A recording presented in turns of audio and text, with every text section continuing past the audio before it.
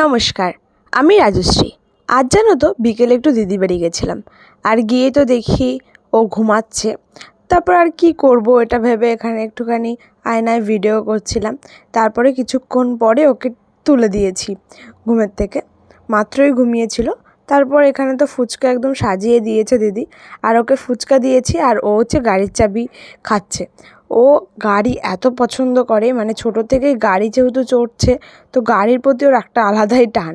তো যাই হোক, জামাটা এনেছিলাম, যে আগের ভিডিওতে তোমাদের দেখিয়েছি আমি এটা বানিয়েছি, তো সেটা ওকে পরিয়েছিলাম, দেখছিলাম ফিট আসছিল কি না।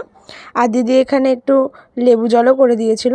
আর এই খেলনাটা দিদি এনেছিল মেলা থেকে, আর ও এত জোরে মারে এটার মাথাটা যে এটা বারবারই পড়ে যায়। এটা নিয়েই কিছুক্ষণ ওর সাথে খেলাধুলো করি।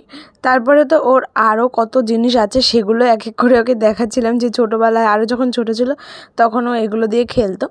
তারপর কিছুটা সময় কাটিয়ে তারপর আমরা বাড়ি চলে আসি, আর ওকে বাই বাই করতে করতে আমরা বাড়িতেও চলে আসি। আর এসেই তো ড্রেস চেঞ্জ করে রান্না করতে চলে গেছিলাম, যেহেতু মা বলছিল যে রান্নাটা করেই ফেল।